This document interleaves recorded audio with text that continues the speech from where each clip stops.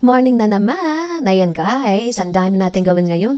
Nakalista lahat kung anong dapat kong gawin, kung saan ako pupunta, kung saan ako mag-umpisa. Kaya ito, napaaga ako nagising para magawa ko kagad. Kahit hindi ko matatapos lahat importante, may natapos ako. Kaya yan, kain muna tayo ng almusal para magkaroon tayo ng power. Kaya guys, kain muna tayo. Kaya nag-noodles lang muna ako.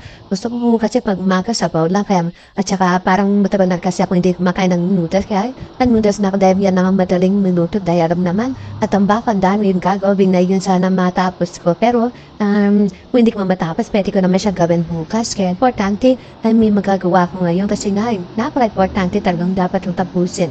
Alam na guys, ayan, kain tayo.